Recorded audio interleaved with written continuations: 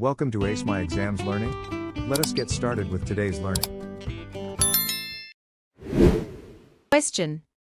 List and briefly discuss the 4 factors that can influence communication. 4 factors that can influence communication include 1. Personality. An individual's personality encompasses their psychological, social, moral, and physical qualities. These qualities are expressed in interactions with the environment, especially with other people. Personality traits such as extroversion, openness, agreeableness, and conscientiousness can significantly impact how individuals communicate. For example, an extroverted person might be more inclined to engage in conversation, while an introverted person might prefer listening and reflecting before responding. 2. Frame of reference.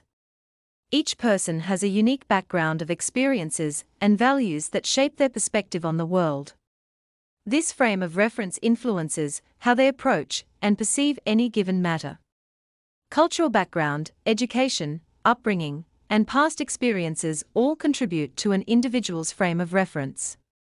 For effective communication, it's crucial to understand and consider the frame of reference of both the sender and the receiver to ensure messages are accurately conveyed and understood. 3. Reasoning. Reasoning involves thinking and forming judgments through a logical process. When communicating, individuals structure their thoughts and words in a way that they believe will be understood by others. Effective communication requires clear and logical reasoning to convey ideas coherently. This includes organizing thoughts, providing evidence or rationale to support claims, and anticipating potential questions or counterarguments. Logical reasoning helps to ensure that messages are conveyed in a way that promotes understanding and clarity. 4. Emotions. Emotions play a significant role in communication as they influence how messages are sent, received, and interpreted. Feelings such as hatred, love, fear, happiness, and anguish can affect both the sender and receiver of a message. Emotions can impact the tone, choice of words, and nonverbal cues used in communication. For example, someone who is angry might communicate more aggressively, while someone who is happy might communicate more enthusiastically. It's essential to be aware of one's own emotions and the emotions of others during communication to navigate potential misunderstandings and foster empathy and understanding. Study the scenario below carefully and answer the questions. A client enters the reception at a company. The receptionist sees the client enter and says, "Good morning, sir. How may I help you?" While she is anxiously paging through a telephone directory in search of a telephone number. Question. Identify the conflicting verbal and nonverbal messages that the receptionist sent. In this scenario, the receptionist is sending conflicting verbal and nonverbal messages. A. Verbal message. The receptionist greets the client and offers assistance, indicating a willingness to help. B. Nonverbal message. Simultaneously, the receptionist is visibly busy searching for something in the telephone directory.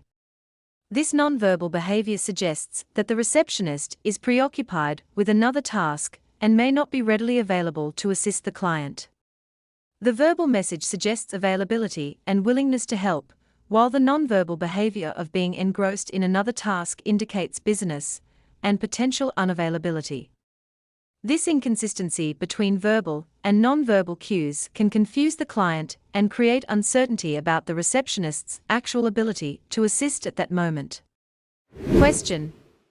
Which of the 2 conflicting messages is the receiver most likely to believe? The receiver is most likely to believe the nonverbal message conveyed by the receptionist. Here's why. 1. Visibility and clarity. Nonverbal cues are often more visible and straightforward than verbal messages. In this case, the receptionist's busy behavior of searching through the telephone directory is immediately observable to the client. 2. Implicit communication. Nonverbal behavior can convey implicit messages that may be more authentic and difficult to control consciously. The receptionist's actions of searching through the directory signal a level of busyness, that is not easily masked or contradicted. 3. Contextual relevance. The context of the situation plays a significant role in determining which message the receiver is more likely to believe. Since the receptionist is visibly occupied with another task, it's logical for the client to interpret this as a sign that the receptionist may not be readily available to assist. 4. Past experiences. If the client has had similar experiences where nonverbal cues accurately reflected the receptionist's availability or willingness to assist, they are more likely to trust these cues in the current situation. Question: why do you think a person would send conflicting verbal and nonverbal messages? Sending conflicting verbal and nonverbal messages can occur for several reasons, including the following. 1. Limited control over nonverbal communication. Nonverbal communication involves body language, facial expressions, gestures, tone of voice, and other cues, many of which are often unconscious or subconscious. Unlike verbal communication, which individuals can consciously monitor and adjust, nonverbal cues may be more spontaneous and difficult to control. Therefore, a person may inadvertently send conflicting nonverbal signals while verbally conveying a different message. 2. Incongruence between thoughts and expressions. Sometimes, individuals may experience internal conflicts or mixed emotions that manifest as incongruent verbal and nonverbal messages. For example, a person may verbally express agreement while their nonverbal cues, such as frowning or crossed arms, suggest disagreement. This incongruence can stem from underlying emotional or cognitive dissonance. 3. Contextual influences. The context in which communication occurs can also contribute to conflicting messages. For instance, a person may feel obligated to verbally offer assistance out of politeness or professional obligation, even if they are genuinely busy or unable to provide help at that moment. In such cases, their nonverbal cues may reveal their true state of availability or willingness to assist. 4. Stress or distraction. Stressful situations or distractions can impair an individual's ability to regulate both verbal and nonverbal communication effectively. Under stress, people may experience cognitive overload, leading to inconsistencies between their intended verbal messages and their nonverbal expressions. For instance, a receptionist may verbally greet a client while simultaneously searching through a document, unaware that their nonverbal behavior contradicts their verbal message. Question: list and briefly describe any 6 elements in the communication process. 1. Sender, transmitter. The sender, also known as the transmitter, is the person who initiates the communication process. They are responsible for kickstarting the conversation by formulating the message they want to convey. The sender then encodes the message, translating their thoughts or ideas into a communicable form that can be transmitted to the receiver. Whether they intend to inform, instruct, inquire, comment, or respond, the sender plays a vital role in initiating and shaping the communication exchange. 2. Message. The message is central to the communication process. It represents the information being conveyed from sender to receiver. The message contains the sender's intentions, whether it's an idea, request, instruction, opinion, or any other form of content intended for transmission. It helps the sender to establish whether the message was understood. 3. Receiver, respondent. The receiver, also known as the respondent, is the intended recipient of the message directed by the sender. They are responsible for decoding the message, interpreting its meaning, and formulating a response accordingly. The receiver's understanding and subsequent reaction play a crucial role in determining the effectiveness of the communication exchange, as they shape the feedback loop essential for meaningful interaction. 4. Feedback. Feedback is essential to the communication process, as it represents the response generated by the receiver in reaction to the sender's message. Feedback provides valuable insight into whether the message was understood and the communication objectives achieved. Through feedback, the sender gains clarity on the receiver's interpretation and can adjust future communication strategies accordingly. 5. Channel or medium. The channel or medium serves as the conduit through which the message traverses from sender to receiver, using communication avenues that range from verbal channels such as speech, telephone conversations, or written correspondence, to nonverbal channels including body language, visual aids, or auditory cues. The selection of an appropriate channel or medium significantly influences the clarity and efficacy of communication. 6. Code. The code is at the heart of effective communication and forms the bedrock of mutual understanding between all parties involved. It comprises a shared set of symbols, language, sign systems, written text, visual imagery, or gestural cues, understood by both sender and receiver. This code facilitates the encoding and decoding of messages for communication to occur. 7. Barriers. Barriers represent obstacles in communication that can hinder effective interaction. These can range from interruptions and uncomfortable seating to negative emotions and a lack of focus. Question. Define graphic representations and give 2 examples. Graphic representations are visual means through which information is communicated using symbols, graphics, signs, illustrations, types of lettering, and other visual elements. Examples of graphic representations include: 1. Symbols. Symbols are concise visual representations that convey meaning. For instance, the power symbol universally indicates the on or off function for electronic devices. It's a simple yet effective way to communicate a specific action or concept without the need for words. 2. Graphic signs. Graphic signs are visual elements designed to convey information or messages, often without the need for text. An example is the no smoking sign, typically seen in public places or transportation hubs. It uses a graphic representation of a cigarette enclosed in a red circle with a line through it to indicate smoking prohibition. 3. Illustrations. Illustrations are visual representations used to enhance understanding or convey ideas in a more engaging manner. A children's book might feature illustrations of animals, landscapes, and characters to accompany the text and captivate young readers, aiding in comprehension and imagination. 4. Types of lettering. Different types of lettering refer to various styles and fonts used in written communication. For example, the bold and uppercase lettering often used in advertising signage is designed to grab attention and convey a sense of importance or urgency. It's commonly seen in store displays or promotional materials. 5. Graphs. Graphs are visual representations of data that enable quick interpretation and analysis. A bar chart is a type of graph that uses rectangular bars to represent quantities or values.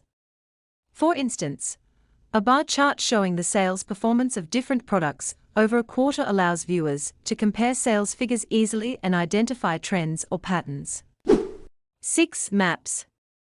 Maps are graphical representations of geographical locations, providing spatial information such as landforms, roads, cities, and political boundaries. An example is a road map, which displays highways, streets, and landmarks to assist travelers in navigation. Maps can also depict thematic information, like population density or climate zones. 7. Color coding.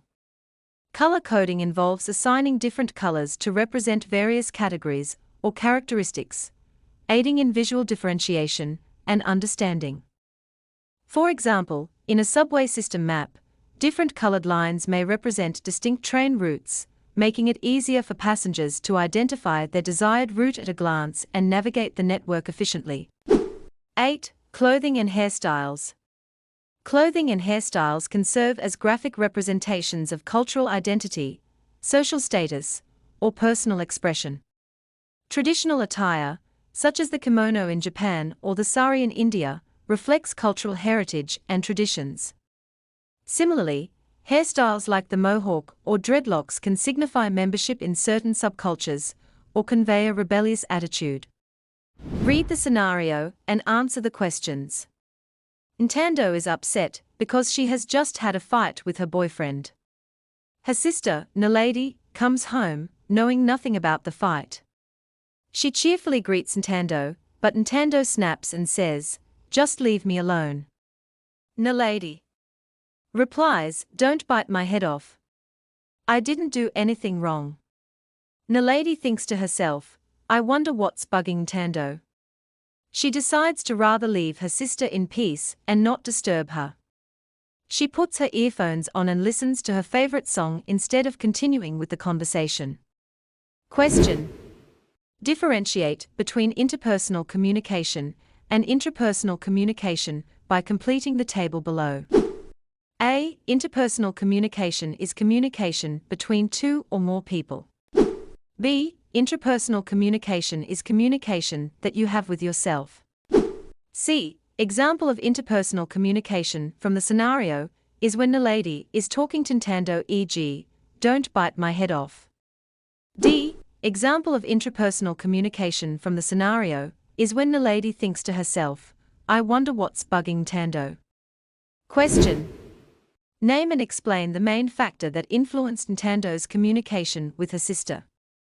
The main factor that influenced Nintendo's communication with her sister is emotion, specifically, her emotional state following the fight with her boyfriend.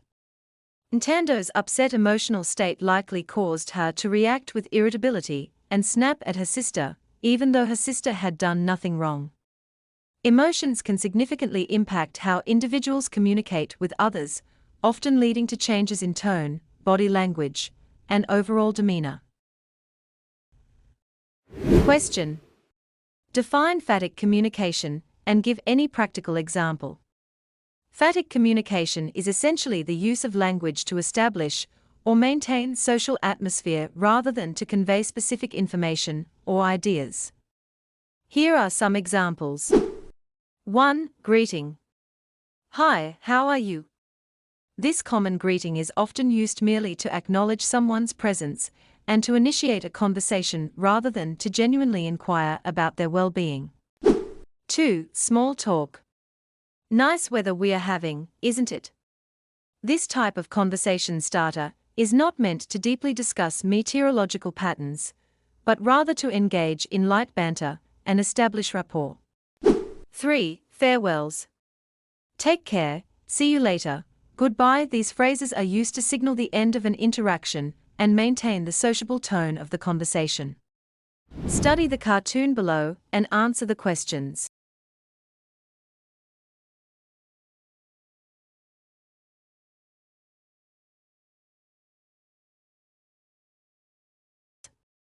Question: what do you understand by a healthy self-image?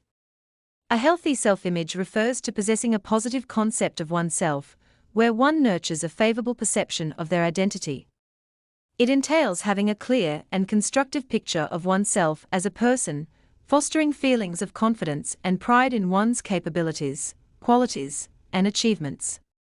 This outlook enables individuals to embrace their strengths, acknowledge their worth, and navigate life with a sense of self-assurance and contentment. Question: does Paul have a good or a poor self-image? Give a reason for your answer. Paul appears to have a poor self-image based on several indicators. Firstly, he expresses a negative perception of himself through self-critical statements such as "I'm a loser" and "What do I know anyway?" These phrases demonstrate his tendency to belittle or devalue himself.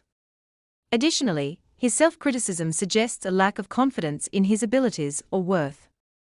By consistently undermining himself, Paul exhibits a pattern of negative self-talk that contributes to his poor self-image. Question: provide Paul with 5 guidelines to improve his self-image. Paul should use the following guidelines to improve his self-image. 1. Set realistic goals based on his strengths and weaknesses. Paul should begin by setting goals that are grounded in his strengths and weaknesses. By identifying what he excels at and where he needs improvement, he can create realistic and achievable objectives. 2. Surround himself with supportive people. He must actively avoid spending time with people who consistently make him feel useless or undermine his confidence. Surrounding himself with supportive individuals can greatly enhance his self-image. 3. Take control of his emotions. Paul must take control of his feelings by making a conscious decision to prioritize happiness whenever possible. This involves recognizing negative emotions and actively choosing to focus on the positive aspects of his life. 4. Motivate himself with positive affirmations. He should motivate himself to be successful by adopting a positive mindset and affirming his capabilities. Encouraging self-talk, such as repeating phrases like "I can do it," can help reinforce confidence and determination. 5. Challenge negative self-talk. It's crucial for Paul to stop entertaining negative thoughts about himself. Instead, he should consciously challenge and replace them with more positive and empowering thoughts. 6. Be proud of his achievements. He must take pride in his accomplishments, no matter how small they may seem. Acknowledging his achievements can boost self-esteem and provide motivation for future endeavors. 7. Learn to accept compliments. When someone compliments him, Paul should graciously accept it without downplaying his accomplishments or deflecting praise. Learning to acknowledge and appreciate positive feedback can help reinforce a healthy self-image. 8. Learn when to accept or reject criticism. While Paul should be open to fair and constructive criticism, he must also learn to discern between helpful feedback and unwarranted negativity. He should refuse to let unfair criticism undermine his self-worth or confidence. 9. Learn from failure and disappointments. Paul must view failure and disappointment as opportunities for growth rather than indicators of inadequacy. Embracing setbacks as learning experiences can help him develop resilience and confidence in his abilities. Question. Give practical examples of how the employer can assist employees in fulfilling the following needs in the workplace, as depicted in Maslow's hierarchy. 1. Security needs. 2. Affiliation needs. 3. Esteem needs. 4. Self-actualization needs. Here are some practical examples of how an employer can assist employees in fulfilling each of these needs in the workplace, as depicted in Maslow's hierarchy. 1. Security needs. Security needs encompass physical safety, job security, financial security, health, and protection from unexpected events. Employers can assist in fulfilling these needs by A. Offering competitive compensation and benefits. Providing fair wages, healthcare benefits, retirement plans, and insurance coverage can help employees feel financially secure. B. Ensuring a safe working environment. Implementing safety protocols, conducting regular safety inspections, and providing necessary safety equipment can enhance employees' physical security. C. Offering job stability. Providing clear career paths, offering tenure-based incentives, and avoiding frequent layoffs or restructuring can contribute to job security. D. Providing mental health support. Offering employee assistance programs, EAPs, and counseling services, and promoting a healthy work-life balance can address employees' psychological security. 2. Affiliation needs. Affiliation needs include the desire for social interaction, friendship, belongingness, and meaningful relationships. Employers can support these needs by A. Encouraging team-building activities. Organizing team outings, workshops, and collaborative projects can foster camaraderie among employees. B. Creating a positive work culture. Promoting open communication, mutual respect, and inclusivity can help employees feel a sense of belonging. C. Facilitating networking opportunities. Arranging social events, networking sessions, and mentorship programs can help employees build professional relationships within the organization.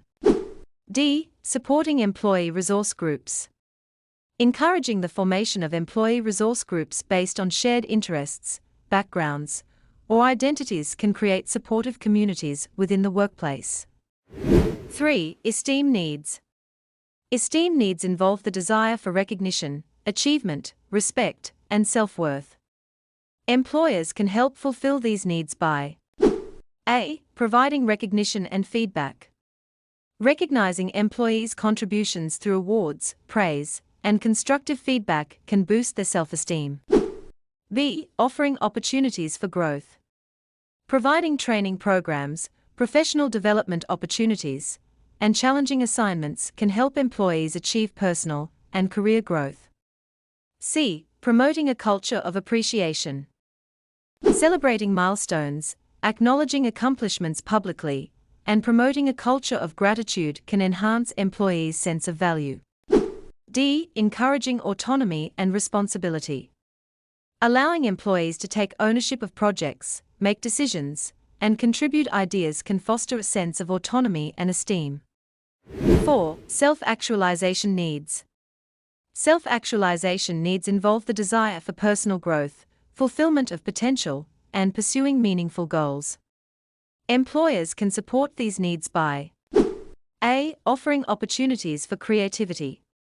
Allowing employees to explore innovative ideas, take on challenging projects, and experiment with new approaches can foster self-expression and creativity.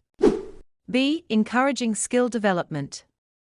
Providing access to training, educational resources, and skill-building workshops can support employees in their journey towards self-actualization. C. Fostering a culture of learning. Promoting a culture where continuous learning and self-improvement are valued can inspire employees to pursue personal and professional development. D. Empowering employees. Delegating authority, trusting employees with autonomy, and encouraging them to set and pursue their own goals can empower them to reach their full potential. Question. Define gatekeeping and give 2 practical examples of gatekeeping. Gatekeeping is the deliberate controlling and usually limiting of general access to something, such as controlling access to information, resources, or individuals. Practical examples of gatekeeping include 1. Appointment scheduling in a company. The secretary controls access to and who gets appointments with the president of a company. They act as gatekeepers by managing the president's schedule, deciding who gets to meet with them, and only granting appointments to those deemed relevant or important enough. 2. Resource allocation. A project manager may act as a gatekeeper by controlling access to project resources such as budget, manpower, and equipment. They assess requests, prioritize them based on project needs, and allocate resources accordingly. Question. List and briefly discuss any 3 dimensions of self-image. The following are the dimensions of self-image. 1. Physical dimension. This dimension encompasses the evaluation of one's body and physical appearance. It involves how individuals perceive their own physical attributes and how they view their bodies across different stages of life. This self-assessment can significantly impact self-esteem and body image, as it relates to societal standards of beauty and physical prowess. 2. Skills dimension. A dexterity dimension. A dimension of skill. The skills dimension pertains to one's perception of their abilities, both socially and technically. It includes assessing social behavior and career skills by comparing oneself to others and considering how others perceive them. Additionally, it involves evaluating technical abilities, such as performing tasks like fixing electrical plugs or participating in sports or games. This dimension influences self-confidence and feelings of accomplishment in various domains of life. 3. Intellectual dimension. This dimension revolves around the perception of one's intelligence and cognitive abilities. Individuals judge their intellectual capacity by comparing themselves to others and assessing how others react to their intelligence. This dimension is crucial for self-worth and academic or professional pursuits, as individuals strive to excel intellectually and seek validation for their cognitive abilities. 4. Psychological dimension. The psychological dimension involves the evaluation of one's personality traits and tendencies. It includes characteristics like introversion, extroversion, shyness, or outgoingness, which are judged based on similarities to others and reactions from others. This dimension plays a significant role in shaping self-concept and interpersonal relationships, influencing how individuals navigate social interactions and express themselves. 5. Sexual dimension. The sexual dimension refers to the evaluation of one's gender identity, masculinity, femininity, and perceived attractiveness to the opposite sex. It involves assessing conformity to traditional gender roles and behaviors, as well as perceptions of desirability and popularity among members of the opposite sex. This dimension impacts self-confidence, social dynamics, and romantic relationships, shaping individual sexual identity and interactions within society's norms and expectations. Question. Use Maslow's hierarchy of needs to identify the specific level of needs in the following statements. Point 1. A secretary, who is finding it difficult to complete a typing report for her manager because she is suffering from a severe headache. This situation falls under physiological needs. The secretary's primary concern is alleviating her physical discomfort, headache, which is a basic physiological need according to Maslow's hierarchy. 2. A young employee taking out a life insurance policy. This aligns with security needs. By taking out a life insurance policy, the employee is seeking financial security and protection for themselves and their loved ones in the event of unexpected circumstances. 3. A general manager being promoted to the position of managing director. This corresponds to the need for esteem, self-esteem, self-actualization. The promotion represents a recognition of the manager's skills, abilities, and accomplishments, fulfilling the need for esteem and self-actualization by progressing in their career and achieving higher status. 4. A temporary staff member who suddenly resigns and takes up a permanent position in another company. This also pertains to security needs. By taking up a permanent position in another company, the staff member is seeking more stable and secure employment, satisfying their need for financial security and stability. 5. The ESCOM CEO, who serves as a board member of a non-profit organization for AIDS orphans. This reflects the need for self-actualization. By serving as a board member of a non-profit organization for AIDS orphans, the CEO is fulfilling higher-level needs related to personal growth, contribution to society, and realizing their full potential beyond financial and career success. To access more learning and exam preparation materials, go to www.acemyexams.coza. This link is also in the video description below. Thank you for watching this video. Remember to subscribe and be the first to know when we upload new videos.